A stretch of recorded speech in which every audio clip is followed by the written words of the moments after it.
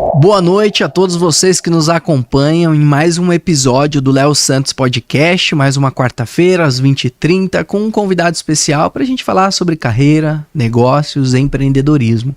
Se você é novo aqui no nosso canal e você gosta desse tipo de conteúdo, já se inscreve aí, ativa o sininho e fica ligado porque todas as semanas a gente traz aqui conteúdo de altíssima qualidade para você dar um próximo passo na sua carreira, nos seus desafios do dia a dia.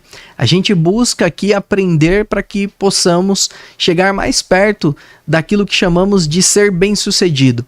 Lembrando que para nós ser bem-sucedido não é necessariamente você ter o maior volume de dinheiro no teu bolso ou ser o número 1 na organização que você lidera, mas é você fazer muito bem aquilo que você se predispõe a fazer, a conduzir. E para isso a gente precisa de conhecimento, precisa de insights, precisa de experiência, precisa de uma série de questões, e é por isso que nós trazemos aqui profissionais, executivos, empresários das mais diversas áreas, das mais diversas funções, para nos compartilhar um pouquinho da sua visão de mundo, das suas experiências, daquilo que elas podem nos compartilhar para que a gente consiga avançar mais um pouco nas nossas trajetórias. Mas antes eu quero agradecer ao nosso patrocinador, a PPIC, que é uma importante firma de auditoria, consultoria e terceirização de serviços profissionais. Se você tem necessidade de algum desse tipo de serviço, tem um QR Code aqui, você consegue ir diretamente para o site da PPIC, que é uma firma nacional com presença global,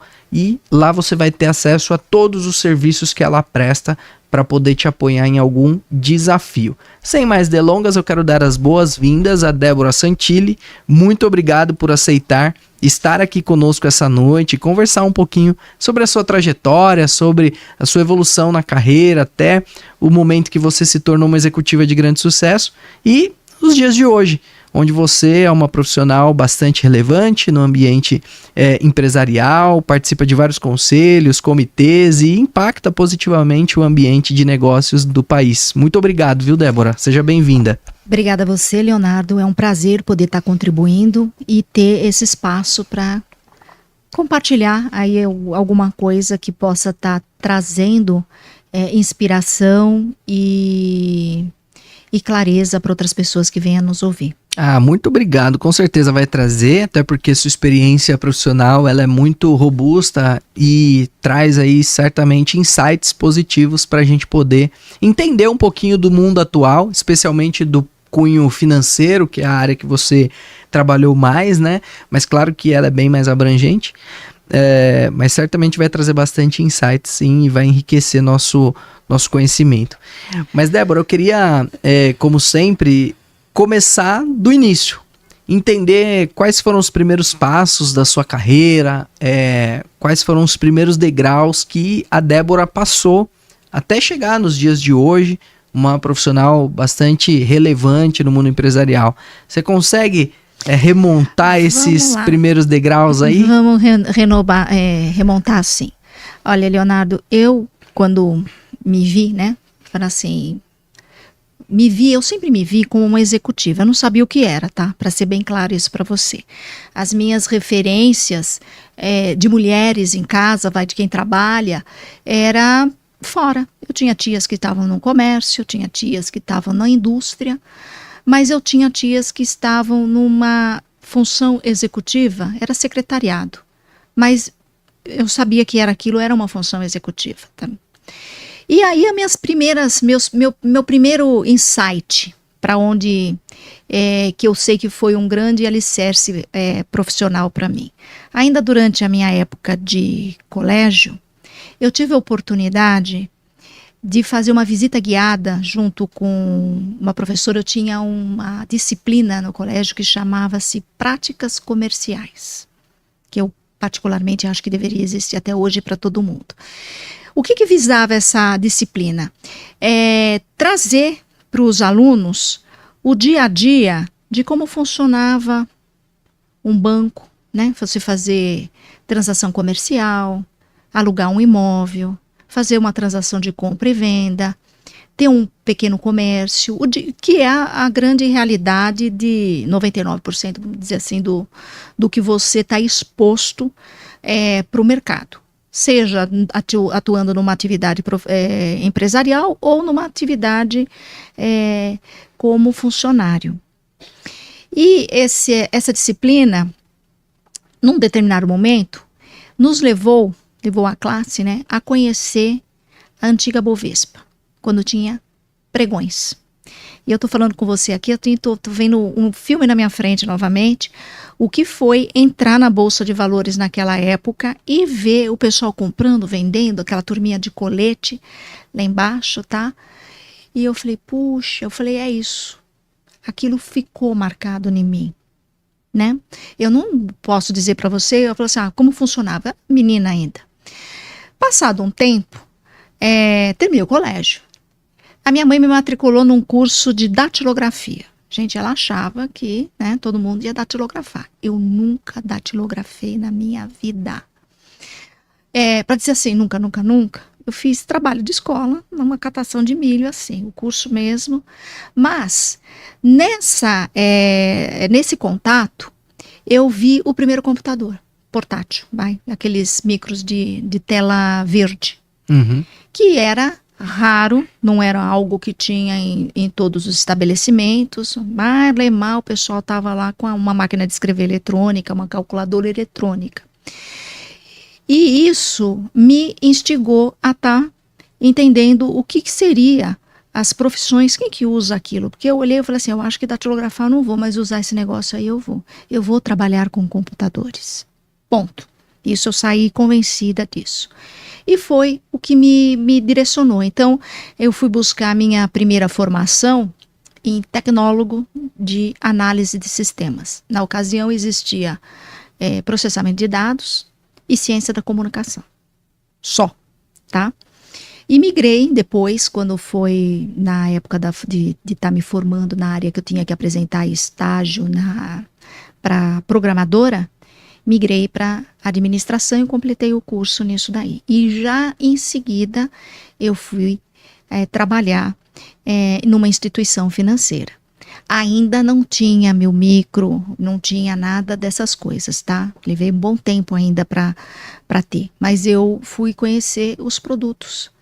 Eu fui conhecer como que funcionava a instituição de maneira geral, né?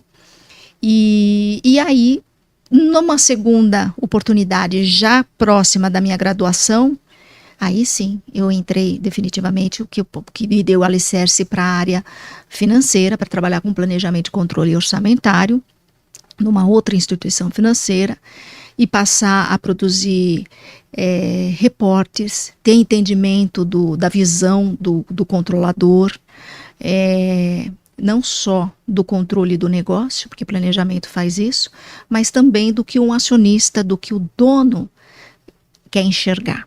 Eu amadureci, isso foi um amadurecimento muito rápido para mim, profissionalmente e tecnicamente, porque tinha um time de alto nível, todos de maneira geral, com quem eu podia também trocar muito nesse sentido. E foram fundamentais para consolidar a minha carreira. Legal. E aí, esse banco era um banco de médio porte, de grande porte? O primeiro era uma instituição financeira também, que eu te falei lá, ainda não tinha. O primeiro banco foi o Banco Itaú, minha casa.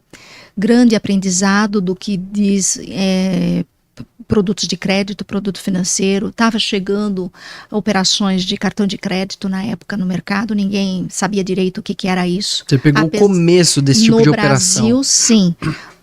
Apesar de já existir, né, a Credit Card desde a década de 50, atuava em Nova York muito bem, o Diners Club, que é onde vinha por um sentido mesmo de diners, aliás, de clube, para você ter benefícios naquilo, o Brasil não tinha cultura. E eu participei da virada disso, do aculturamento disso, tanto na rede de agências para eles entenderem como funcionava para vender, como junto a clientes potenciais que não conheciam, não sabiam como que era. Credenciamento com as lojas, com a pessoa física especificamente. Eu mantenho o meu cartão, eu ganhei, né, na época, o cartão, porque ninguém sabia o que era, a gente tinha às vezes até que mostrar o cartãozinho plástico, que eu tenho até hoje. Que legal. Então foi uma experiência ótima, né? Foi, Participar de foi. algo super novo para o mercado. Foi. Calibração de crédito, né? Sistema de avaliação de crédito, que o Itaú foi muito inovador nesse sentido e precursor de mercado. Depois disso, esse outro banco foi o Excel Banco, um banco familiar, bem diferente, né? De nicho, de atacado. Eu saí de um banco de varejo para um banco de atacado. Uhum. E ali foi aonde eu me introduzi dentro da área de finanças de finanças mesmo no duro. Planejamento e controle orçamentário, eu tinha o conhecimento todo de produtos do que era e começar a trabalhar com o planejamento do banco e das empresas coligadas e controladas que a família tinha de participação via banco, algumas via banco, né? E outras via investimento pessoais deles. Legal. Qual é a principal diferença entre um banco de varejo e um banco de atacado? Então, o volume das operações em quantidade, tá? Não necessariamente em volume financeiro, porque o volume financeiro eu posso, por exemplo, ter milhões de microcrédito em quantidades. E eu estou fazendo um varejo em cima disso. E ter poucas operações com volume financeiro muito alto. Então, o principal, acho que calibrador aí de atenção é o risco que você tem em você concentrar, quando você está falando do atacado, em você ter uma carteira, um portfólio de clientes menor, e com maior volume de crédito, maior de transações com eles, do que o do outro, que você tem mais pulverizado nesse sentido. Esse é a principal diferença. A segunda principal diferença é que num banco de atacado, você tem um atendimento um pouco mais personalizado. Você está mais próximo do cliente do que acontece num banco de varejo, aonde você tem segmentações dentro, né? Você vai passar por um segmento comum, depois um segmento talvez de corporate, outras coisas aonde concentra, mas o de atacado não, ele já nasce nesse patamar. Entendi. Então ele pode oferecer algumas coisas mais personalizadas para o cliente. Legal. Então pode ser que os dois bancos transacionem o mesmo volume financeiro. O mesmo cliente, inclusive. O mesmo cliente, mas com características diferentes. Um exato. com um volume de transações gigantesco e o outro menor. Mais personalizado, um atendimento específico, um relacionamento. De quantidades de transação. Tá? Entendi. O volume financeiro é consequência disso. Legal. Eu concentro o volume financeiro em poucas transações e o outro eu tenho o volume financeiro em muitas transações. Bacana. E aí nesse banco você teve as suas primeiras experiências do ponto de vista financeiro mesmo. Da planejamento. área financeiro, isso, finanças. Legal. Finanças. E aí quando você viu esse mundo financeiro dentro de uma instituição financeira, os olhos brilharam? Como é que foi? Os olhos brilharam. Os olhos brilharam. Eu já tinha, assim, uma característica, porque eu gostava. Eu sabia que eu gostava, né? E aí eu falei assim, é isso mesmo. Não só gosto, como agora eu sei fazer, né? Agora eu vou me aprofundar e me aperfeiçoar nesse sentido. E foi assim e lá que nesse iniciou. banco tinha, nessa área especificamente, porque eu imagino que no passado era muito mais homens numa instituição financeira. Era assim também quando você estava lá ou não? Já era bem diverso? Olha, é curioso isso, tá? Na entrada, já no passado, na entrada, pelo menos no segmento bancário, se você olhasse assim os estagiários, os trainees, a gente teria mais ou menos 50/50, com raras exceções de algumas áreas, quando direcionavam os trainees. Legal.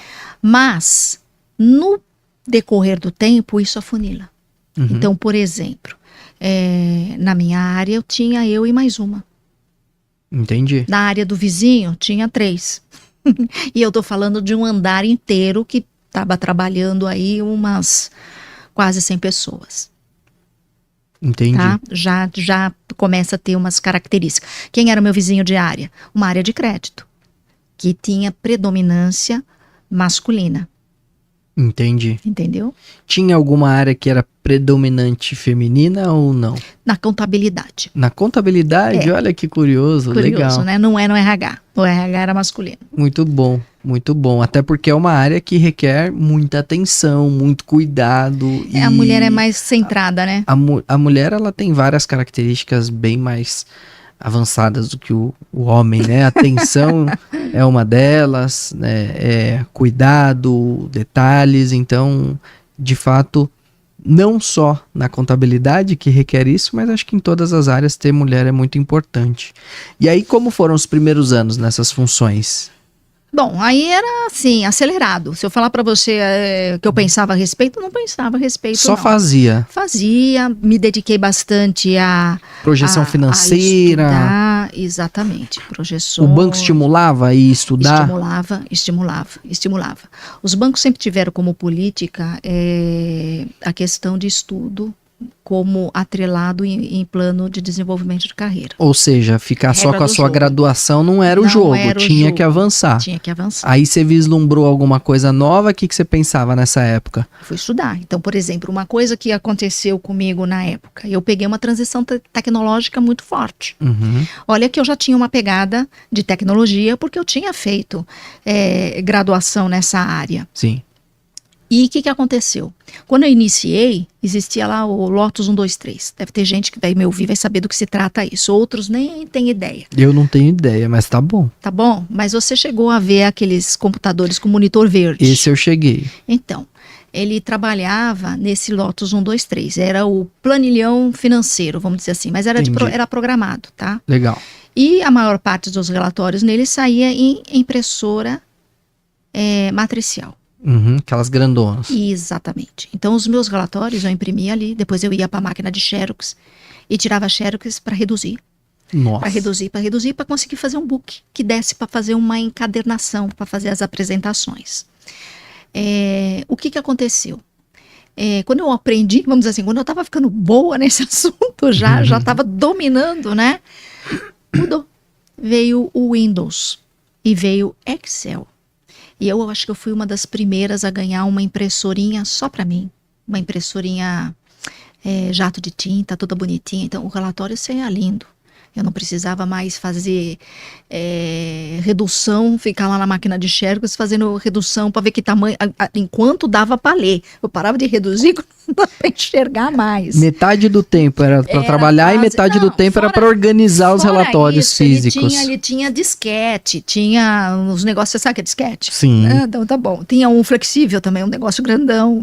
É isso daí, Eu olha. peguei o disquete pequenininho, assim, vai. Você já pegou o menorzinho, mas tinha uns outros assim, duro. Aí tinha um desse grandão, grandão. Grandão não peguei. Não pegou? Não. Então, cabia mais coisa, tá? Mas em compensação, ele também levava mais tempo para carregar. Entendi. Eu tinha coisas ali que eu chegava de manhã, por exemplo, punha lá para carregar e ia tomar café, porque levava uns 15 minutos para ele aparecer. Nossa. Era o tempo, entendeu? Ou seja, a sua dedicação total naquela ocasião não era só dedicada de fato ao trabalho. Tinha muita questão física que hoje o mundo tá facilitado, né? Mas vem outras, né? A gente acaba, quando você começa a observar, facilita algumas coisas, aí elas saem, assim, sai da pauta porque fica obsoleta, mas entra outras, né? Tem que estar assim. E aí veio o Windows.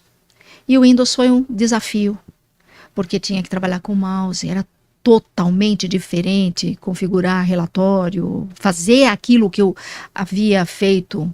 Imagina, passar tudo aquilo que eu tinha feito em Lotus 1, 2, 3, não tinha assim um depara, um negocinho lá, assim, ele entende, põe aí que ele vai. Não, tive que fazer tudo de novo, num ambiente de computacional totalmente diferente. Eu tive tendinite, eu chorava, para ser bem sincero para você. Porque eu não estava acostumado, né? O músculo não entendia. Não entendia, e eu me sentia, para ser bem claro para você, às vezes eu me sentia meio retardada na frente lá do negócio. Eu falava assim, cara, os prazos continuaram os mesmos.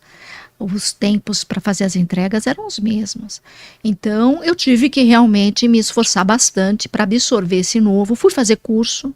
de Excel, de Word, né, do pacote Office inteirinho, do Windows, que o Windows não nasceu inteligente como é agora, e que a gente pega um computador, você liga, você não precisa nem saber nada, porque ele já vem pré-configurado e com tudo dentro, que qualquer leigo lida. Não era assim.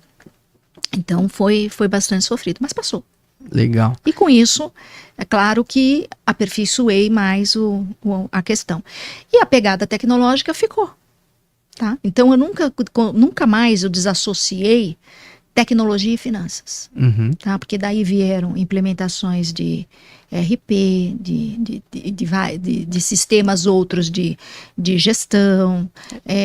Acho que dessa época até os dias de hoje, nível de evolução sistêmica dentro das organizações não parou mais, né? Não parou. Só cresceu. Naquela época existia organização e métodos, que era quem tratava dos assuntos que poderiam dizer desenvolvimento de sistemas, relatórios especiais. Você tinha equipe especializada nisso que vinha sentar contigo e falar assim, deixa eu ver como é que você faz, como é que você desenha o teu relatório.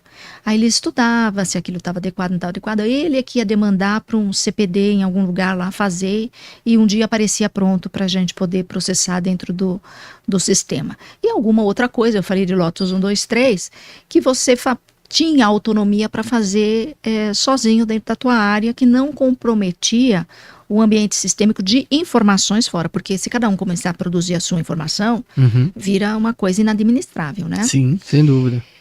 Mas com a entrada do Windows, a microinformática, essa área foi absorvida para a área de TI, inverteu. Virou BPO, virou outras coisas e inverteu. Entendi. E aí nessa época, dentro do banco de atacado, você foi avançando nas posições ali, né? Foi avançando. Foi ali que você teve a sua primeira oportunidade de liderança ou ainda não? Ainda não. Ainda não. A minha área era uma área enxuta, era bastante dinâmica. Tinha sêniors, outros, eu ainda era, imagina, aprendiz de feiticeiro, vamos pôr dessa forma. Tava no começo. Mas não foi ali ainda não.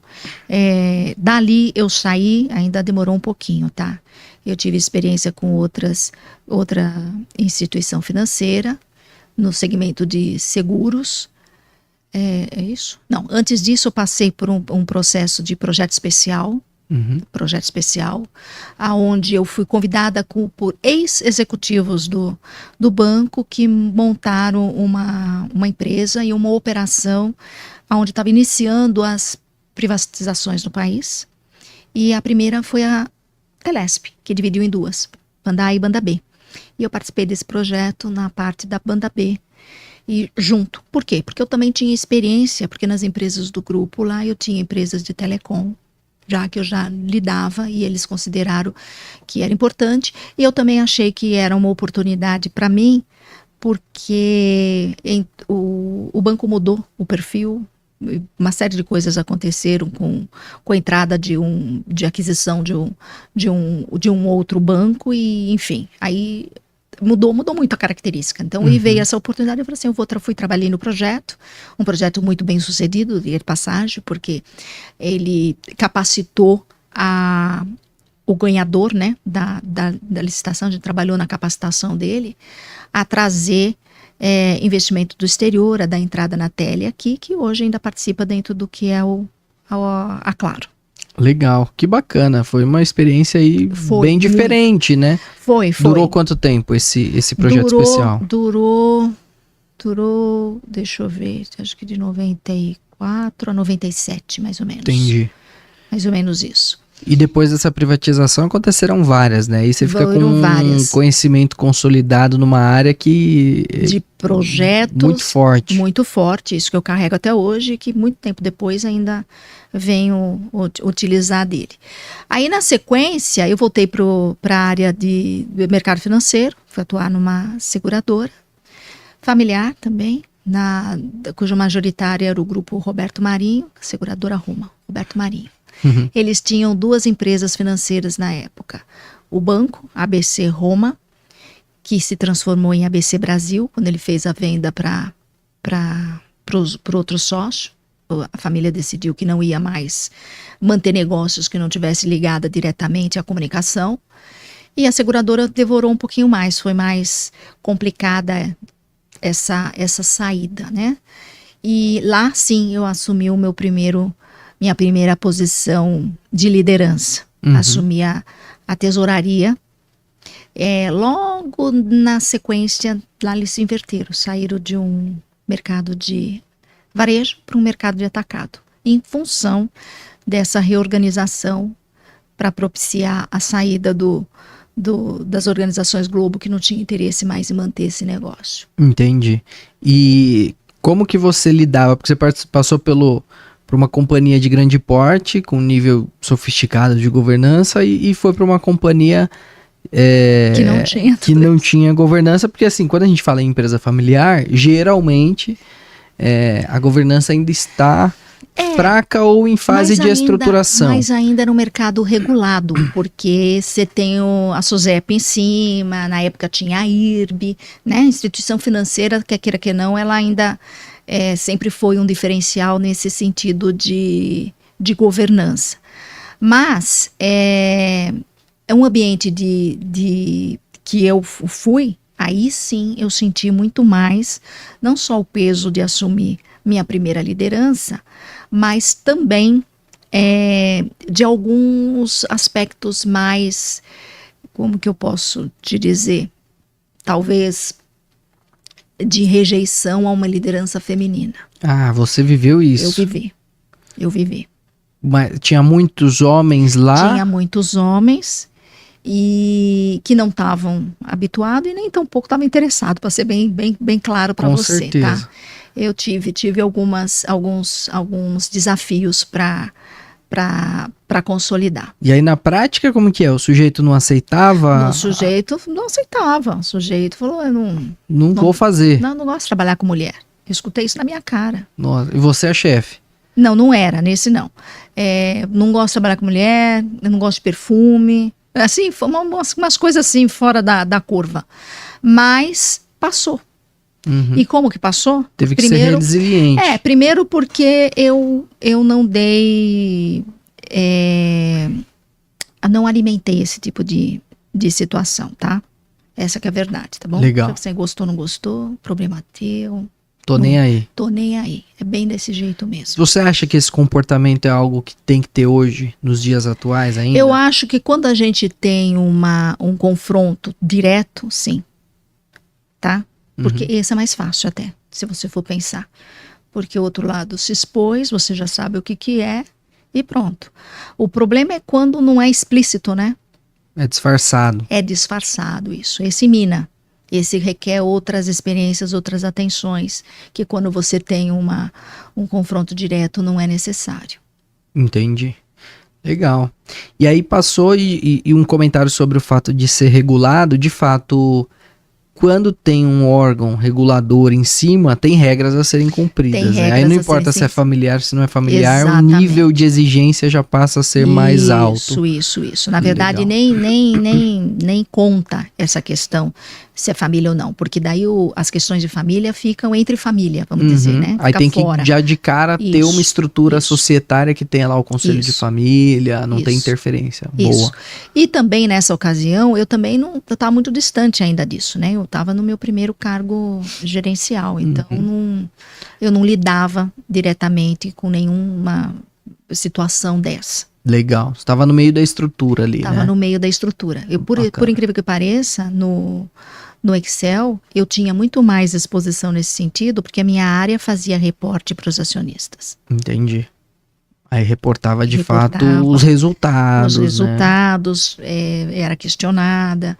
Ali, quando eu falei que eu amadureci muito, foi porque você começa a descobrir assim, a sutileza do olhar do dono. Em relação a você produzir um negócio desse tamanho, o cara dava 2 folheadas, 3 folheadas nas páginas, assim, ele já sabia tudo. Nas primeiras vezes eu fiquei meio frustrada, depois eu falei assim, não, eu tenho que aprender esse negócio aí, porque ele tem uma sacada que eu ainda não sei qual é de ponto de cheque, eu vou aprender. O que ele olha que é importante que não precisa olhar o resto, né? E não precisa ter o resto, ou ele vai direto e questiona consistências, por exemplo, porque ele está tendo uma visão. Isso aflorou em mim muito. Uhum. Isso eu carreguei para... Pensar fora do tradicional em termos de indicador, número, relevância. Uhum. Porque a gente tem um monte de dados, certo? Sim. Trabalhar esses dados e fazer eles virarem informações relevantes é outra coisa. Tem maestria nisso. E esse é um desafio do mundo atual. Também. E já era lá atrás, né? Permanece. Era. Só mudou a fonte dos dados, né? Ou como eles são extraídos, talvez. Mas verdade. Mas o dado é o mesmo. O desafio é o mesmo. Tem a questão de desenvolver ser acurado na visão, ter essa capacidade de falar, não, isso aqui é relevante. Tem coisas que são importantes, mas tem outras que são relevantes. Ou o momento. Sim. A forma de ver, a forma de você produzir um resumo, por exemplo, com as informações relevantes. E por que elas são relevantes? Começar a entender o que estrutura uma tomada de decisão. Uhum. Uma tomada de decisão assertiva. Essas são essas sutilezas. Entendi. Aonde você amarra, que você consegue demonstrar que a tua informação é uma informação fidedigna e consistente, para ter credibilidade. Sim, sem dúvida. É tudo isso aí. E aí esse processo te trouxe a bagagem necessária para dar um próximo passo na carreira? Foi, que eu carreguei pro resto da vida. Então Entendi. ali vem como consequência. Foi depois disso que você se tornou CFO? Teve uma passagem sua como CFO, né? Mais pra frente. Ali eu ainda era essa primeira que eu te falei, na seguradora, como ainda cargo gerencial. Trilhei cargo gerencial alguns anos ainda, até mesmo em outras companhias, não mais a seguradora. CFO eu vim me tornar mais para frente. Não sei te dizer, tem que fazer conta aqui de cabeça, não precisa, sai, fica tranquila. Mas num desafio já onde eu tinha responsabilidades com sócios. Entendi. Que aí já é uma outra forma de lidar, de levar informação. Isso. E só a bagagem também que possibilita você conseguir administrar corretamente, né? Exatamente. A gente vai amadurecendo e ninguém nasce pronto. Não, ninguém nasce pronto. Tá? Você pode até ter aí uma bagagem técnica melhor, porque passou por determinadas escolas, sei lá, ou mas o que vai mesmo diferenciar é a experiência quando você vai começando a ter a oportunidade de colocar isso em prática. Sim. E como você lida com isso. Porque os desafios são os mesmos para todos. É como você lida, não. Como você lida com os desafios? Como que você lida quando tem uma rejeição ou quando não saiu exatamente do jeito que você achava? A gente cria expectativas e às vezes você chega lá e fala assim, não era aquilo. E no início, como é que você lidava com as rejeições ou com os problemas, com as adversidades? Com as adversidades. Enquanto a gente não tem a cadeira não é você o líder, você tem filtros, né? Porque você tem chefe. Então você dá uma chorada lá na orelha do cara, o cara dá uma afagada, passa. A verdade é essa. Se você tem um bom líder, é isso. Ele não vai alimentar e vai te estimular para você não ficar preso nesse sentido e nem criar ressentimentos, porque quando se cria ressentimentos, você não cria ressentimento só das pessoas. Na verdade, eu acho que a pessoa fica mais problemática com ela mesma. Cria bloqueios no desenvolvimento profissional. Então, se você tem um bom líder, não vai ter esse espaço. Ele tira isso de você, passa, ele faz filtro, ele não deixa você se expor nesse tipo de situação. Ele é que recebe e digere, dá lá e não deixa a peteca cair. Quando você que é onde você vira essa chave e vai lá e agora é você que tem que fazer esse papel. Então, quem tem a felicidade, a referência de ter boas lideranças, que teve bons exemplos, ele vai saber reconhecer e replicar esses exemplos, esse comportamento nessas situações que vem. Entendi. Entendeu? Legal. Controle emocional vale mais nessa hora do que a técnica. Entendi. E você vê que hoje os executivos têm se preparado com o controle emocional devido ou estão se preparando mais com a técnica? O que você tem percebido? Olha, Eu acho que a gente não consegue fazer as duas coisas ao mesmo tempo, tá? Tem um momento na vida que você vai ser requisitado pela técnica. E você vai mergulhar nisso, você precisa aproveitar esse time, porque é isso que está sendo requisitado.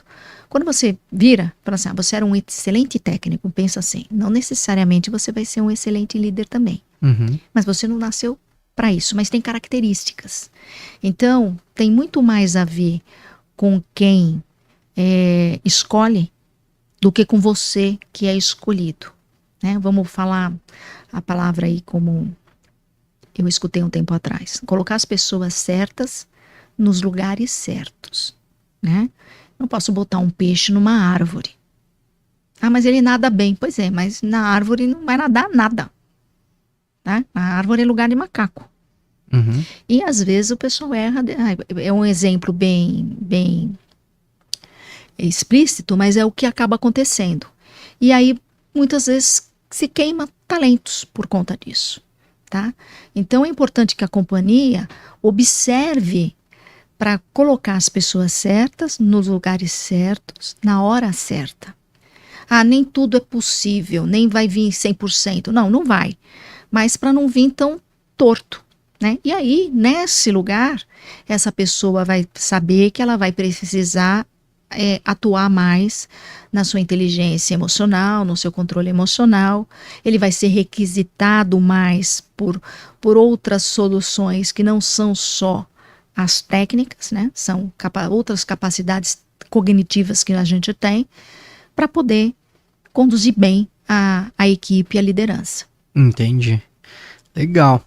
Falando ainda da parte executiva que você viveu, teve alguma passagem ou alguma experiência que você relembra que foi muito importante para você? Claro que todas foram, mas alguma que você destacaria? Eu acho que eu tive algumas, tá? Porque eu conduzi algumas operações que tiveram desafios bastante grandes tanto na execução, né, como no desfecho dela.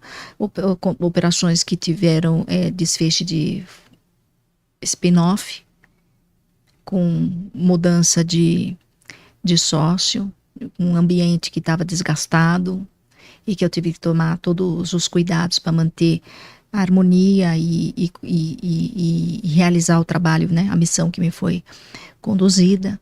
Eu tive experiências que envolveram reestruturação, é outro estresse também, porque quando eu cheguei a ordem era, vai fechar, prepara para fechar.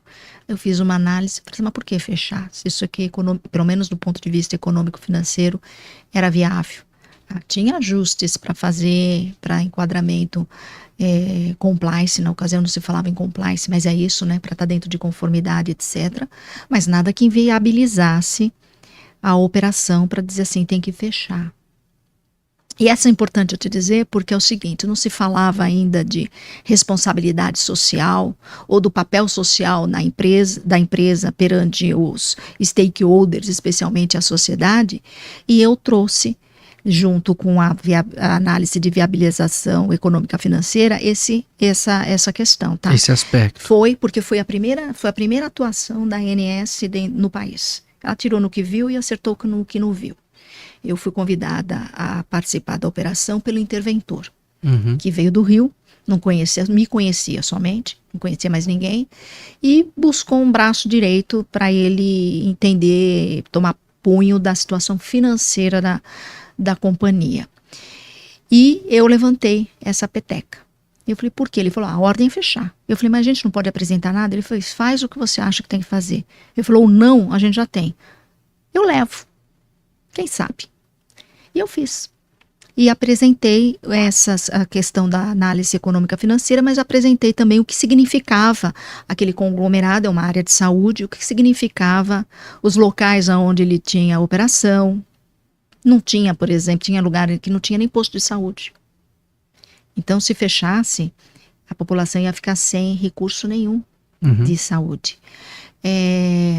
O ticket que era operacionalizado ali, que era mais popular, a rede de empregos diretos e indiretos que eles proporcionavam, e isso foi muito bem visto. Então virou uma espécie de um TAC, tá? Um termo de ajuste de conduta, que também não era algo conhecido na ocasião. Hoje eu posso falar para você que seria tratado dessa maneira, porque depois, juridicamente, esses termos surgiram para várias áreas, muito mais no ambiental, mas foi como veio para fazer lá o cumprimento de determinadas métricas. Tudo bem, se vocês fizerem isso, conforme eu colocar, e se ajustarem assim, assado, tem uma segunda chance. E foi feito. Legal. Então você, nesse momento, foi uma pessoa que, ou proposital ou não, ou talvez como parte da sua estratégia de mostrar os dados financeiros, acabou mirando algo muito futurístico, né? Porque hoje o que as pessoas mais falam no dia a dia de uma companhia, nos conselhos de administração, de fato quais são as estratégias ESG das organizações, exatamente, sendo que o S é algo muito importante, né, do ponto de vista social. Qual o impacto que a companhia tem na sociedade? Em 2002, ninguém falava isso. Nossa, 22 anos atrás.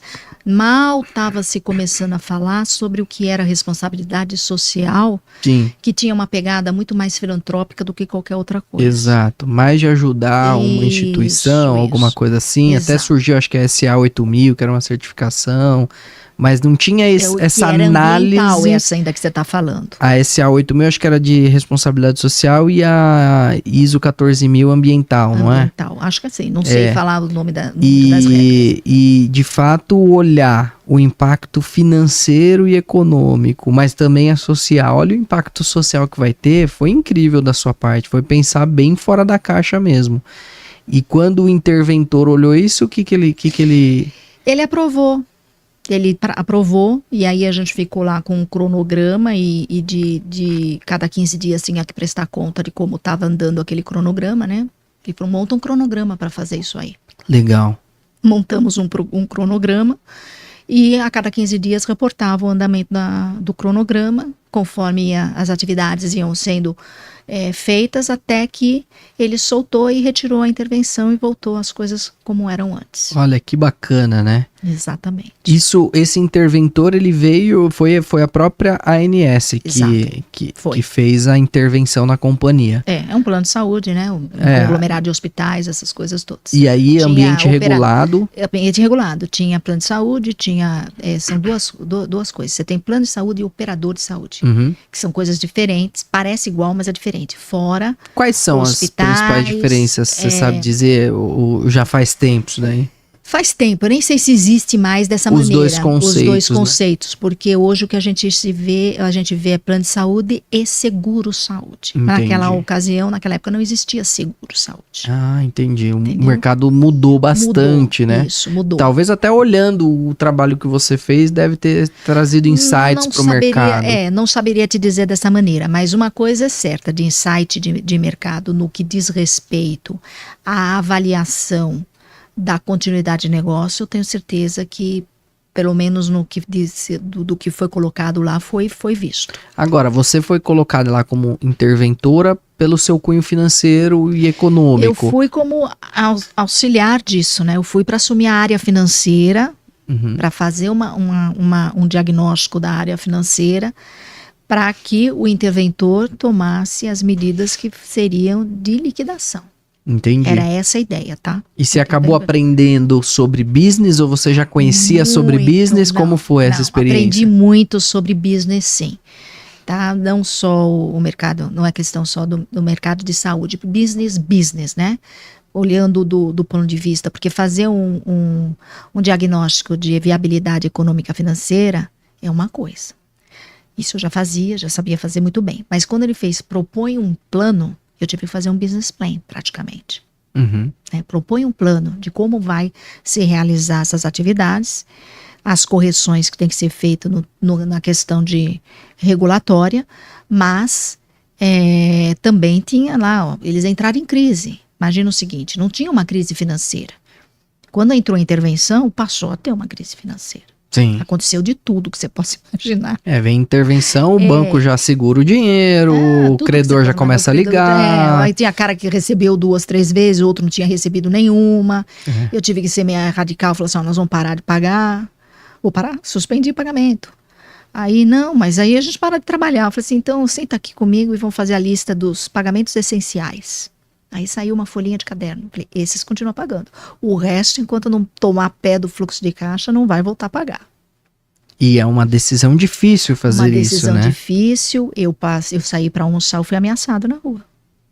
Tive que mudar a minha rotina depois todos os outros dias do ir e vir para casa, ter segurança, enfim, onde botava o carro, uma série de coisas. É bem desafiador, né? Foi. Mas é uma característica pouco identificada no mercado para um profissional de finanças, de negócios, que é aquele que, de fato, conduz o navio em mar bravo, né? Em mar revolto. Segura o leme e fala assim, nós vamos nessa direção, nós vamos enfrentar essa onda aí, né? Essa onda aí, porque não dá pra... Tem que sair, não para abandonar o navio, né? Esse foi um dos cases mais emblemáticos da sua emblemáticos da minha vida, e depois daí eu assumi a minha primeira posição de CFO. Entendi. Já com outras características, mas desafios também que envolveram negociações, aí já comecei a lidar novamente com sócios, mas mais numa característica com conselhos de administração. Até então, essa experiência de conselho de administração era algo que você via de longe ou você já estava perto? Eu via de longe, não estava perto não até então. Eu via de longe, né? Eu ainda estava muito focada na posição executiva do dia a dia, exatamente. Legal. E aí quando você chega numa posição de olhar um pouco mais em termos de conexão, de informação, de até participação de um conselho, o que te impactou assim que você falou, nossa, é diferente do que eu via lá no dia a dia da companhia? É curioso, porque é o seguinte, eu acho que acontece coisas diferentes com as pessoas. Tudo vai depender do ambiente, das oportunidades que vêm junto com o que você está colocando. Então, eu ainda executiva, eu também participava em reuniões de conselho, tá? Vi os dois mundos. Eu vi os dois mundos. Isso foi me preparando. Foi uma transição amena, vamos pôr dessa maneira, tá? Segura. Não sei se segura. Eu não pensava, eu não tinha uma consciência naquele momento e falava assim, não, agora eu estou me preparando para ser conselheira ou coisa desse tipo. Nem pensava a esse respeito. Né? Quando eu fui fazer isso, e foram alguns anos depois, isso estava lá dentro de mim. Então isso aflorou. E quem me pontuou foi o próprio mercado, para falar para mim que eu já estava pronta e que eu já vinha fazendo. Eu só não sabia disso. Entendi. Eu falei, oi? Foi dessa forma mesmo, tá? Eu estava em processo de transição, buscando recolocação, e eu tive um feedback de um headhunter entrevistador, e falou para mim, não, mas você já faz. Você já pensou em conselho? Eu falei, conselho? Eu falei, mas o que é isso? Né? Eu nem sei, fiz. E depois eu também tinha uma visão de que, sei lá, era um lugar dos donos, dos velhinhos, não sei, tava longe. E aí ele me abriu o leque para falar, não, você já está pronta, você já vem fazendo, pegou e bateu as minhas experiências e falou, só que você não sabe disso. Agora eu te contei, agora você sabe. Entendi. E aí eu fui atrás de me aperfeiçoar, de fato, nesse segmento, porque tem atualizações que a gente precisa fazer, e é diferente, a pegada é outra, tá? E o primeiro desafio é você desacelerar essa ânsia de executar para dar suporte, porque você tem executivos lá agora, não é você mais. Tá? E o olhar para ele, entender a situação dele, as dificuldades ou limitações que ele está passando, as pressões, etc. A experiência tem que te servir para você ter algumas antecipações nesse sentido, né? Do com quem você está interlocutando. A cadeira de conselho exige uma visão de médio e longo prazo. O dia a dia, o curto prazo, tem que estar na mão dos executivos. Entendi. Mas você demanda disso para suportar. Legal, interessante isso. Um comentário que eu queria fazer é: você já estava pronta, mas não enxergava. Isso. E você estimula a turma a tentar fazer uma autorreflexão para ver se já não tá pronta? Porque às vezes eu vejo executivos de alto nível, já preparados, igual o Red Hunter falou, mas ele não enxerga. Faz parte desse processo de evolução da carreira, na sua opinião, fazer uma autorreflexão, ver se já não está preparado e começar a se organizar para isso, se for o desejo? Eu acho que faz parte da vida, né? Tudo, é claro, tudo depende do que você quer. Sim, sem dúvida. Eu aconselho o seguinte: permaneça no mercado enquanto executivo o mais tempo que você conseguir, mais possível, esgote.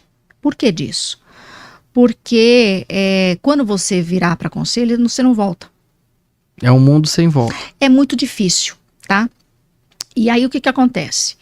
Essa experiência que você vai, porque assim, olha, não é assim, você tem, enquanto executivo, você tem remuneração, você tem benefícios, você tem uma série de coisas que suporta a vida da pessoa, que no conselho não existe isso. Então, para você passar para lá, você precisa também ter uma consciência do que te suporta.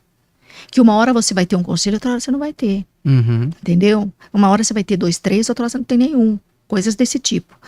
E isso pode virar um alto e baixo, se a pessoa não está estruturada de condição de vida, ela não vai conseguir suportar uma posição desse tipo. Esse é o primeiro ponto. Então, faz parte de planejamento de vida.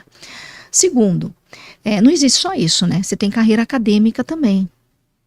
Que no passado o pessoal levava mais tempo para ingressar para a academia. Falar assim, eu vou dar aula. Segunda carreira, né? Você deve ter ouvido isso. Uhum. Minha segunda carreira eu vou ser professor, eu vou dar aula. E você tem experiência, e a academia valoriza também essa vivência prática para ser professor em sala de aula.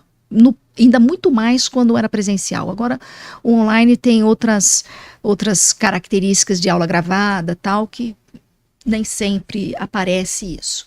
Mas vamos lá. Você outra condição, que são coisas que você pode estar trabalhando paralelamente, que não compromete a tua participação num com a outra e que tende a permanecer mais tempo. Depois esgota, por exemplo, uma carreira de executiva, mas você ainda tem a tua carreira acadêmica, que vai dar continuidade. E isso te suporta para estar trabalhando uma carreira de conselheiro. Então cada um tem que se avaliar também o seu momento de vida. Qual que é seu momento, como é que você tem se preparado. Agora, as pessoas muitas vezes pensam que o fato do sujeito ter alcançado uma posição executiva, ele tá, vamos dizer assim, feito para a vida, e não é uma verdade, não, né? Não é, isso é glamouração, é glamour. É glamour, né? Mas assim, se o sujeito não guardou dinheiro, não pensou no futuro, não fez uma reserva, não se planejou, ele pode ter um sufoco grande. E outras coisas podem acontecer também, ele pode ter tido imprevistos na vida, sem até dúvida. Tinha, e aí passou por um problema, uma dificuldade familiar, sim, outras coisas que consumiram alguma reserva que ele tinha, faz exemplo, sentido. ou que não deu condição de ele construir essa reserva, né? A gente tem N coisas que podem motivos, acontecer, né? Exatamente. É verdade, e acho que isso é um ponto muito importante para ser colocado no papel, né? Mas é legal esse insight que você falou. Geralmente o sujeito é um jogador de futebol, né? Vamos fazer a analogia do jogador de futebol. Saiu da carreira de jogador, vai ser técnico, você não vai voltar a ser jogador. Você vai continuar sendo técnico. Seria isso, né? Porque você é o executivo, vai pro conselho, muito difícil você vai voltar a ser o executivo. Pode, mas é raro. Mas não é o curso natural. Pensa não dessa é o curso maneira. natural. Pode aparecer uma proposta bacana. Agora, estou aberta à proposta, ok. E aí você aceita, e Sim. vem uma série de coisas. Mas não é o curso natural. Então, pensando no curso natural, é isso. É isso, né? E aí, como é que foram as primeiras experiências suas como conselheira? Então, depois de ser CFO, eu ainda ocupei posições de country management, de comando geral, de CEO, ainda por mais 2 companhias. Então, você perguntou para mim a visão de negócios. A visão de negócio, ela vem se consolidando. Legal. Desde lá de trás, com minha primeira liderança mais desafiadora, né? Que antecedeu a virada para a diretoria, e dali para frente, e muito mais com esses desafios em posição de comando. Então, quando se deu a virada para conselho, eu me preparei, tá bom? Por quê? Porque eu fiquei um período mais afastado do mercado brasileiro. E aí eu também vi uma oportunidade em estar ingressando na parte de fazer um curso de preparação, formação, atualização do que seria o conselho, e me aproximar também, de novo, do mercado brasileiro, porque eu fiquei fora com o mercado internacional. Quando você foi presidente. E depois, quando eu voltei, eu tive eu falei assim, foi quando eu tive o pontuamento do mercado. Eu falei assim, mas você tá pronta, você só não sabe e tal. Eu falei, mas não tô, né? Tem outras coisas que eu preciso também, até a nível de atualização e de relacionamento. Então, eu fui estudar, fui fazer formação e buscar preenchimento de lacuna, tanto de atualização, que é de alguma coisa que eu não soubesse, mas principalmente de me aproximar da comunidade, do meio de conselho, que tem uma dinâmica diferente dos executivos. Legal. É bom você falar isso, porque às vezes as pessoas podem ter uma visão de que o fato de ter chegado numa determinada posição, isso pode acontecer em qualquer nível, mas vamos supor que o sujeito chegou lá numa posição de gerente, diretor ou até mesmo presidente. Ele pode cair no risco de pensar que ele já está pronto para tudo. E você, mesmo nessa posição, mesmo tendo vivido diversas situações muito diferentes uma da outra, Exato. Você conseguiu ter essa compreensão de que ainda faltava algumas lacunas a serem preenchidas para você dar o próximo passo, né? Então isso é muito legal e traz conscientização para quem nos assiste, para mim, para todo mundo, de que você sempre tem que estar muito ligado ao ambiente que você está inserido, né? Olha, o executivo precisa se manter atualizado, tá? Mas a exigência dele não é tanta de atualização como é de um conselho. Por quê? Porque ele, enquanto executivo, se ele não se atualizar, por exemplo, a atualização chega até ele. Via o quê? Via o presidente da empresa, via o sócio da empresa, via consultorias, assessorias que estão em torno da empresa. Ela vem até ele. Ele não vai ficar perdido, vamos pôr dessa forma. E como ele não tem a obrigação de decisão formal sobre determinadas coisas, as coisas dele estão mais restrita à execução do dia a dia, ele tem esse time. Para o conselho, não. O conselho é o contrário. Você é a atualização, você tem que levar esses insights para dentro das companhias, para os teus pares na mesa. Então, se manter atualizado tem que ser uma constante, tá? E não é um curso que vai te fazer isso. Vamos pensar que esse é só um estilingue, é um começo, é o primeiro passo. Mas a partir daí, você vai começar, aí você vai perceber aonde que você realmente fala assim, não, tenho coisas que eu tô bem, tipo, né, reforça, beleza, outras coisas não tava tanto, vou ter que me aprofundar mais, vou ter que buscar outros recursos. Às vezes é uma questão até setorial, porque a gente tem especializações das especializações. E aí, lá no conselho, você não vai ser o especialista do especialista, não. Mas você também não pode ser o leigo, cair de paraquedas. Sim, você tem que ter a experiência, o conhecimento, tem que ter, obviamente, a especialização num determinado entorno, até porque um conselho é um colegiado. Exato, e a gente tem complementariedade, senão fica mais do mesmo, né? A ideia é que no mesmo nível do executivo, que tem o especialista de comando, tem o especialista financeiro, especialista comercial, no conselho vai ter igual. Vai ter, mas só que com um nível de senioridade maior e que está olhando médio a longo prazo, né? A perenidade dos negócios. Exatamente, Legal. Exatamente. E que te permita trazer contribuições e trocas com teus pares, que seja de ganha-ganha. Sim. com todos. Que quem no final vai ganhar mais ainda é a companhia nisso, porque isso vai amadurecendo, você vai trazendo outros insights para dentro, vai recebendo essas outras coisas também. Quando eu saio de um conselho, eu não saio, não só dei, eu também recebi. Sim, Isso é que sempre eu uma recebi, troca, né? Isso que eu recebi, eu também levo para outros lugares. Legal. Né? E de fato, uma coisa que você falou que é curiosa e é verdade, a gente se conhece há alguns anos, e uma característica que eu observo todas as vezes que nos encontramos é a sua facilidade em trazer temas novos, né? De fato, você está sempre muito atualizada ou buscando se atualizar. Então a gente sempre se encontra e você tem um tema ou dois ou três ali de, olha, isso que está acontecendo, qual a sua opinião? Então, realmente, ter essa visão dentro de um conselho é super importante, né?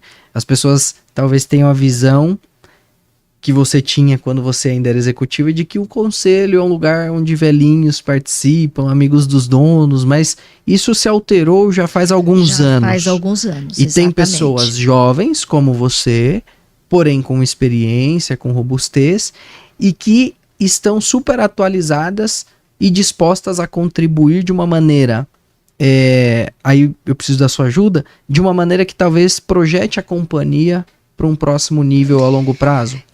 A gente, vamos usar agora o vocabulário que cabe nisso.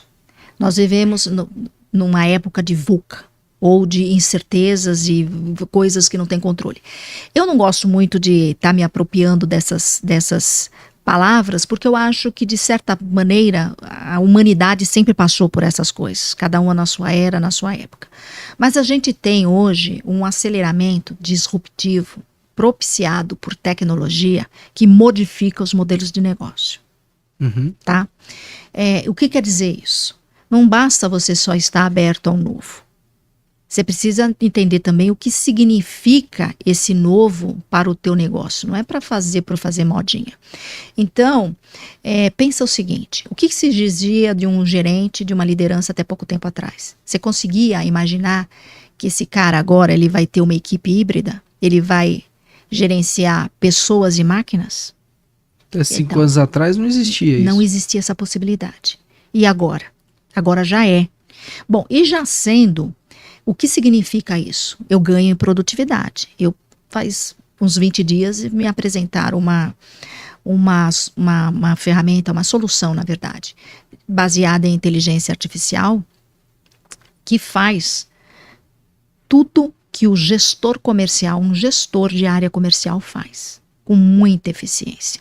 Ele trabalha desde o pipeline, porque ele busca as oportunidades de negócio. Ele gera as primeiras iniciativas para os leads, né? E depois ele entra no pós-venda. E aí você fala assim, pô, mas então eu boto ele lá para funcionar, eu não preciso de mais ninguém? Não, você precisa. Mas não é com a mesma característica de equipe comercial que você tinha antes. Então, o que exige esse novo cara para lidar com isso? Ele vai receber um monte de coisa pronto, que antes provavelmente era ele que tinha que fazer.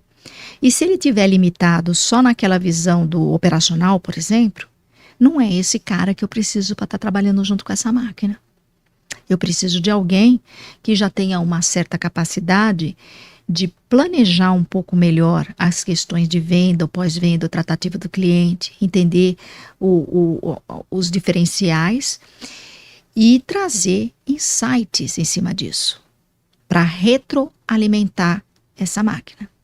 É outra característica. E aí ele trabalha sozinho? Não, não trabalha. Mas a equipe dele vai ter bem menos gente do que tinha antes. Ele vai ter a máquina fazendo o papel de um monte de gente e vai ter outras gente que não vai fazer a mesma coisa que a máquina. E aí ele precisa saber o que ele precisa dessas outras pessoas. Tá? É novidade isso. Ninguém ainda sabe exatamente qual é o perfil, mas já começa a aflorar. E aí eu só estou te dando um exemplo, tá? Modelo de negócio começa a ser disruptivo nisso. Eu falei uma solução comercial, a gente tem a mesma coisa para soluções financeiras, tá? Fazendo finanças completa, pagamento, todo o trabalho de um analista contábil da parte tributária. Eu fui ver funcionar, tá? Eu sei o que eu estou falando. Fazendo a contabilização, só não assina o balanço. Então o que eu preciso do contador? mais crivo analítico. Mas não o analítico que a máquina faz. Não mesmo, porque ela faz melhor, mais rápido e com menos erro. É em cima do que ela está fazendo e validando, e aí você tem que ter proposições de melhoria de negócio. Você tem que ter capacidade de antever o futuro e se preparar para ele. Isso é o que precisa para hoje, para agora, tá? Não posso esperar o meu negócio ser acometido pelo mercado, porque os concorrentes, etc., estão usando outras tecnologias que eu ainda não adotei, e aí quando todo mundo fizer, eu vou lá e faço também. Hoje, eu posso simplesmente estar fora do jogo se eu pensar desta forma. E aí, Débora, por exemplo, nós temos a construção de uma carreira, vou pensar nos profissionais mais experientes que passaram por todas as etapas. Eles não tiveram soluções tecnológicas que excluíram determinadas atividades. Então, eu vou te dar um exemplo de 10 anos atrás, ou posso até colocar hoje, uma solução tecnológica que vai lá e faz uma determinada contabilização, e 5 anos atrás era o contador que estava fazendo a atividade. Isso. Eliminou isso. Agora é a própria ferramenta que faz. Isso. E o profissional ele tem que fazer exatamente o que a gente espera que faça, que são as proposições. Isso. Mas como é que eu vou fazer uma proposição se agora eu sou um profissional jovem, entrei no mercado de trabalho e aquela atividade básica que me traria a condição deixou de existir. Então, assim, vamos refletir sobre isso no seguinte sentido. Eu gosto da tecnologia, ela tá aí e a gente tem que aprender a usar, ponto, mas e esse vácuo que ele é existente? Aí vai entrar uma coisa aqui que eu vou falar para você em duas vertentes. Espera-se que os profissionais entrantes de mercado, eles já venham conhecendo a tecnologia. A gente espera que a escola dê isso. Se está dando ou não está dando, é outro ponto que temos que falar. Por quê? Porque você não vai ter mais esse modelo de trabalho. Não vai ter. A gente sabe que não vai ter aquele operacional executivo. A máquina vai estar fazendo. Primeiro, que ele saiba lidar com isso e não se atenha a esse assunto. Segundo, que ele esteja muito bem conceituado, a gente vai falar de conceito, tecnicamente habilitado para reconhecer o que ele recebe. Não é isso? Então, eu preciso reconhecer se aquilo que eu estou recebendo está correto, está conceitualmente correto. Eu tenho que validar esse tipo de coisa. Então, se antes você podia fazer, errar, desfazer e aprendia você mesmo, errando e fazendo, porque era operacional, hoje você recebe pronto, porque você não vai fazer, quem está fazendo é a máquina. Então, o que você tem que fazer? Exatamente respondendo a tua pergunta. Reconhecer aquilo que você está recebendo, o nível de veracidade, de correção e fazer as proposições. Um profissional jovem vai fazer proposições, eu acho que ele pode vir a fazer, talvez não seja de responsabilidade dele de imediato, tá? Mas ele tem alguns crivos que vão aflorar nisso daí, tá? Mas hoje o profissional, que é o que você falou, né? Espera-se que ele venha preparado para fins de tecnologia. De fato, os jovens já nasceram esses, né? Que já os últimos, eles já vêm informatizados. Mas não... Você tem uma geração de transição aí no meio, né? É uma transição que o fato de estar informatizado, de fazer parte do mundo deles a tecnologia, não significa que eles estejam ambientados ou aculturados com o negócio, com o business. Exato. Eu vejo que isso é um grande desafio. É um grande desafio. Eu já até ouvi de pessoas assim, não precisamos levantar a bandeira do etarismo, porque inevitavelmente as pessoas mais velhas vão ter que voltar para o ambiente de trabalho. Eu já ouvi isso também. E falar assim, fica tranquilo, não precisa levantar. Eu vou te compartilhar com vocês aqui uma experiência recente minha, tá? Eu tô trabalhando junto, a convite, um grupo internacional, são pesquisadores do mundo todo, tem de vários países, ligados à academia e ligados ao mundo corporativo, para tratar uma coisa chamada transdisciplinaridade. Até hoje, eu posso dizer, eu sou multidisciplinar, sei, porque eu carreguei isso, desenvolvi isso na minha carreira. Tenho a questão muito clara também de desenvolvimento holístico, tenho a visão clara de negócios, porque tive tempo e absorvi esse tipo de coisa. E eu fui chamada exatamente porque eu não sou pesquisadora acadêmica, para levar essa experiência prática para dentro do meio. E eu levantei exatamente a questão da aplicação da inteligência artificial na concepção, no desafio da formação dos novos líderes. O que a gente precisa para colocar isso? E quanto estamos ou não comprometidos com isso? Então, se no passado a gente falava, por exemplo, numa segunda carreira, ou até numa atuação de conselho, como se manter empregado ou a geração de empregabilidade, seja por meio, né? O importante é você ter empregabilidade. Pode ser um modelo de trabalho seletista, pode ser um modelo de trabalho de prestador de serviço, desde que você tenha essa capacidade de estar gerando essa empregabilidade. E hoje, o que é? Qual é a palavra que está vindo? Trabalhabilidade. É o trabalho. Exatamente por isso que você está dizendo. Então, eu vou jogar, vamos pensar, as empresas têm que preparar também os seus profissionais. Porque se ela entra e é obrigada a entrar numa transição tecnológica para poder se perpetuar no negócio, para poder continuar existindo, porque se ela ficar obsoleta, e obsoletez não é só tecnologia, você pode ficar obsoleto porque as pessoas que estão com você também não acompanham, ou não têm o conhecimento, ou não se prepararam, não é assim? Então, e aí você vai deixar de existir, porque os novos negócios já nascem assim, todo dia tem novos entrantes, tem uma série de coisas, tem a velocidade, que era algo que não existia, que você, de uma certa maneira, o empresário conseguia dosar, conseguia esperar, o setor esperava. Hoje você não tem controle sobre todos esses eventos. Então, a responsabilidade social, aquele S do SG, passa também por esse assunto de trabalhabilidade. E aí eu tenho que preparar pessoas para trabalhar. Em quê? Naquilo que ela sabe fazer, naquilo que o talento dela aflorar, e não necessariamente vai ser aquilo que ela fazia até então, porque foi substituído por uma operação robotizada, por exemplo. Desafios que nós temos para o futuro, né? Desafios que estão, exatamente, para o futuro, para a preservação da perenidade, não só dos negócios, mas da gente enquanto sociedade. Da sociedade. Exato. A gente está fadado a... Não vamos deixar entrar em colapso, né? E aí essa pauta entra no conselho? Essa pauta entra no conselho, conselhos mais conscientes, mais maduros, já tratam isso. Então, pensar que grandes companhias já têm olhado para isso, têm trazido vários projetos de inserção nesse sentido e que tem sido bem sucedido. O problema maior fica com as companhias de médio para pequeno porte. Que já não tem conselho, ou se tem é mais um conselho em fase inicial, né? Em fase inicial, mas não é só isso, ela tem limitações em conseguir colocar essas coisas para funcionar. Sim. Então, aí, pensando em cadeia de suplemento, pensando nas responsabilidades, pensando nos dealers de mercado, que escala isso para baixo, né? Não é para cima, é para baixo, eles pilotando esses projetos alcançam essas empresas também.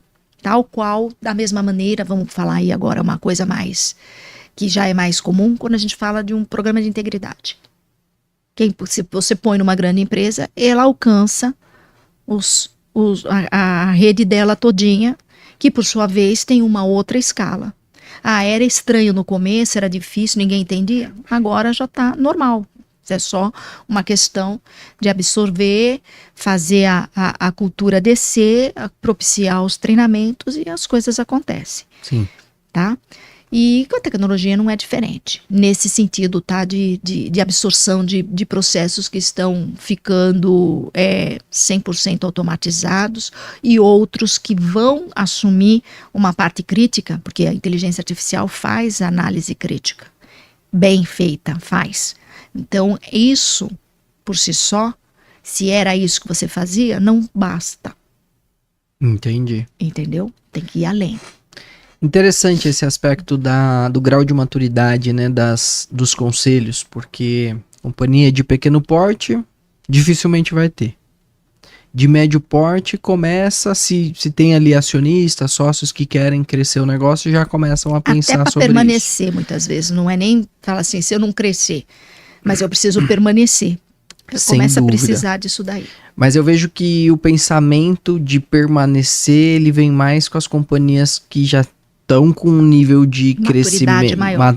já são Maturidade. grandes. E aí pode ser que a maturidade esteja junto por conta do tamanho, mas não necessariamente. Não, a maturidade eu Pode- acho que não está atrelada ao tamanho. Ao tamanho, não. tem Não. muita empresa menor que é super madura, Isso. sem dúvida. A maturidade nesse sentido, ela está muito mais atrelada à consciência, Dos sócios, exatamente, do querer, do que, para que eu existo, para que finalidade tem isso para mim, para minha família, que seja uma empresa familiar, mas é a maturidade. do que o tamanho do que o em si. tamanho, exatamente. Até porque a gente vê no mercado constantemente casos de problemas tristes, né? Que causam até mesmo a paralisação dos negócios, né? Uma Exatamente. reestruturação em decorrência do nível de maturidade que era muito baixo. E era grande, né? E era gigante, E a era companhia grande. até poderia ser vendido como um nível de maturidade alto, mas aí a história mas mostra é que tinha não. aparência. O que acontece com o tamanho? Né? É igual você chegar na frente vou escalar o quê? Olha, eu vou escalar o morrinho que tem ali na... Vamos aqui em São Paulo. Vou escalar a Pedra do Baú. Uhum. É grandinho, mas é a Pedra do Baú, tem, sei lá, 1000 metros. Vou escalar o Everest. Quando você chega na porta, No início na ali, base né? Na base do da morro, montanha. você olha você enxerga o topo. O outro você não sabe nem para onde está, porque está para cima das nuvens, você não tem noção. Então, o tamanho cria essa ilusão. Ela distorce, dá uma ilusão de ótica, ou distorce o verdadeiro distanciamento ou maturidade, como a gente está colocando Sim. agora. Ela tira essa percepção. Então, parece, dá uma sensação, porque é grande deve ser maduro, porque atua em determinados mercados, deve estar com a governança bem estabelecida e madura. Não é verdade. Tá? A maturidade vem por conscientização da mensuração do desafio que você tem pela frente. Boa. Se você vai escalar o Everest, você precisa estar preparado de uma maneira XPTO, sabendo que você está no pé do Everest. Se eu vou escalar a Pedra do Baú, é outra. Condições de clima, inclusive. Sem dúvida. Tá? Então, isso é maturidade. E isso vem e deve estar contido no núcleo do conselho. Tá? É isso que vai conduzir as companhias a serem melhor ou não sucedidas.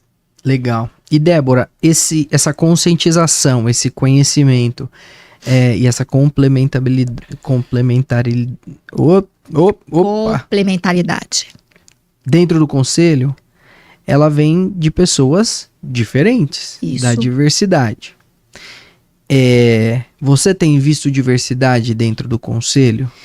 Então, a diversidade, ela ultimamente eu acho que até pegou uma característica talvez meia pejorativa, porque se bate numa tecla só.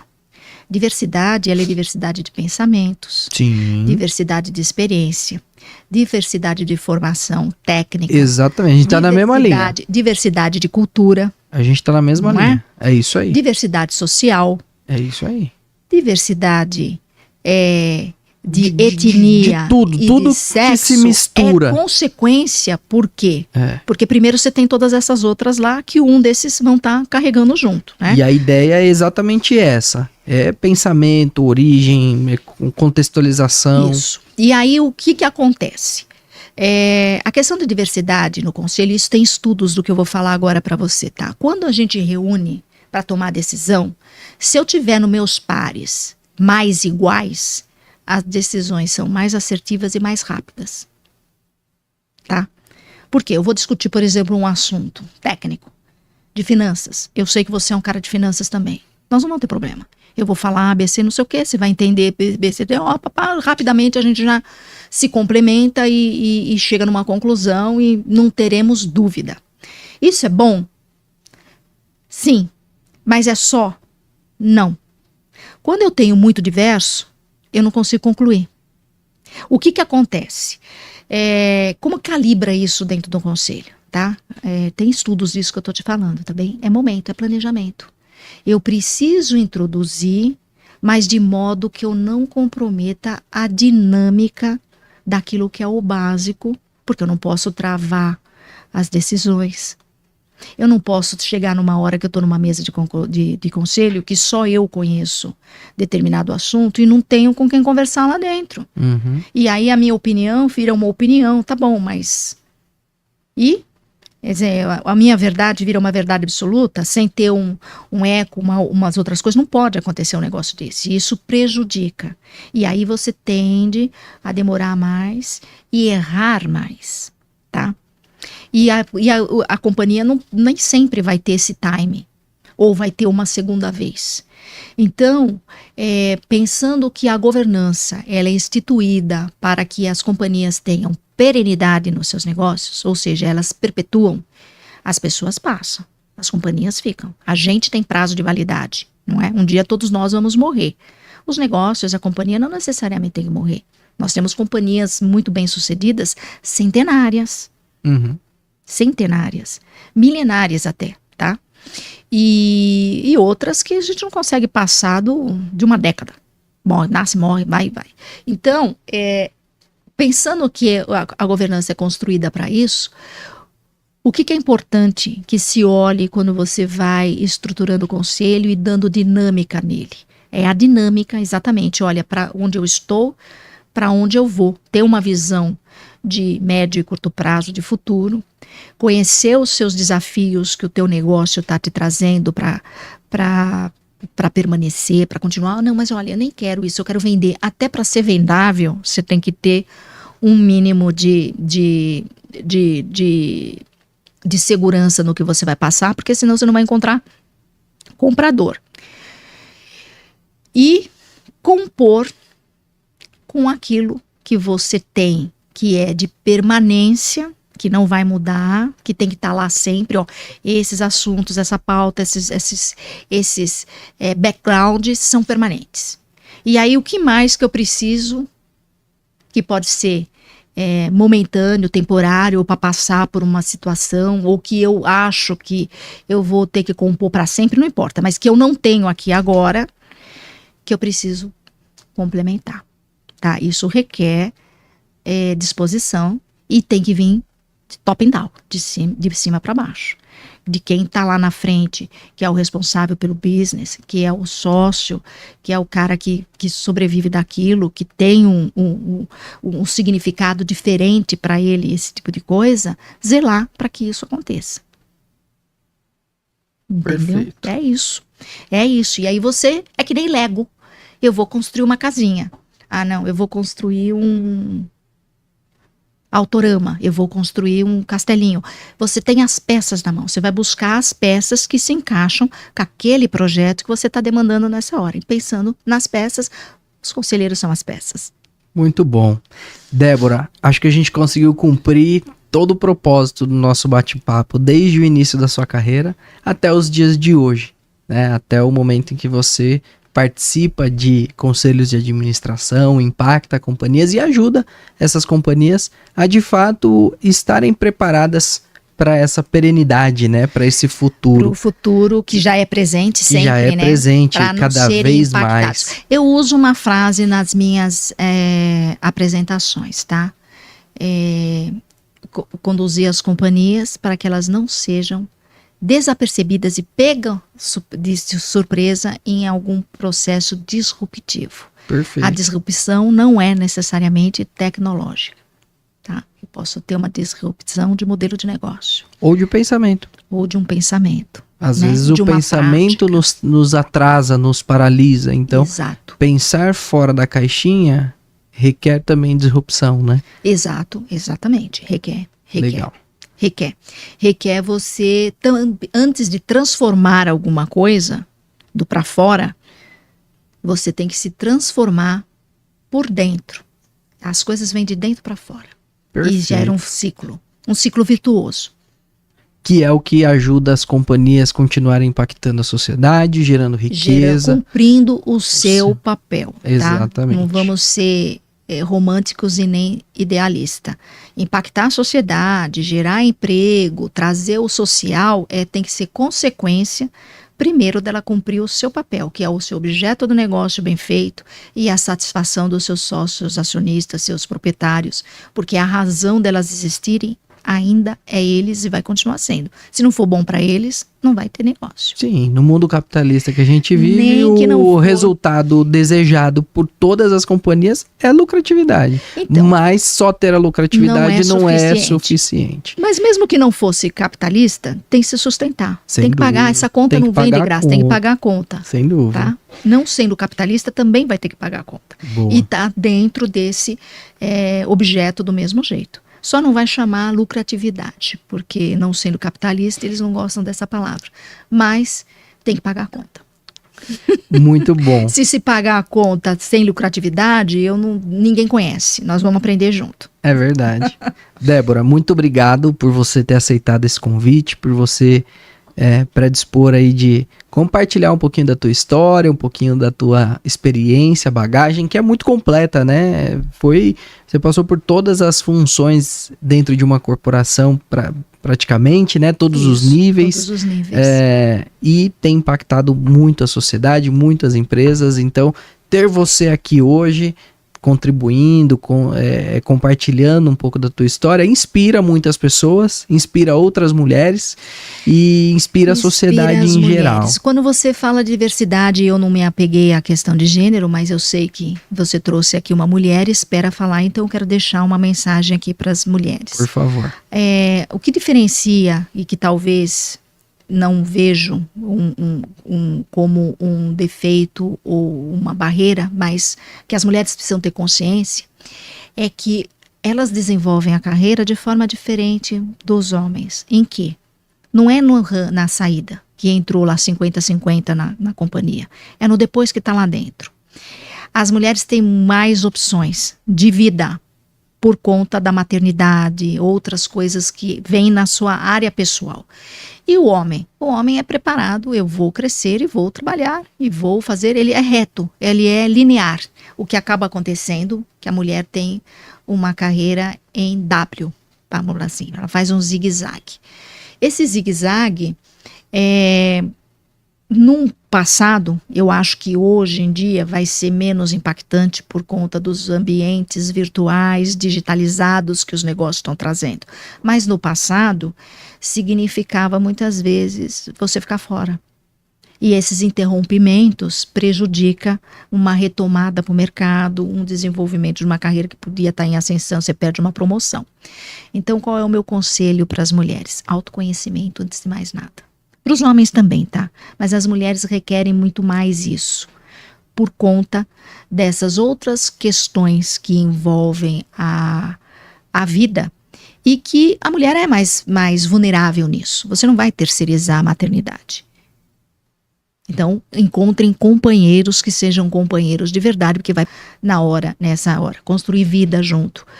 E isso também não significa abdicar de ser mãe. Eu sou mãe, eu fui mãe muito jovem, tive desafio pessoal muito forte nisso. Poucas pessoas sabem, tá? Mas eu vou deixar aqui porque vai ficar gravado. Eu fui uma mãe muito jovem. E isso me trouxe outros desafios em relação à questão de trabalho, a inserção no mercado. Tive lá os meus desafios com interrompimentos também, mas não desisti. Por quê? Porque eu queria, então tem que querer também. Né? As coisas não vêm, vai passar um certo patamar que você tem que ter firmeza daquilo que você deseja. Isso serve para os dois sexos, para os dois lados. Show de bola. Tá bom? Obrigado, Débora, agradeço.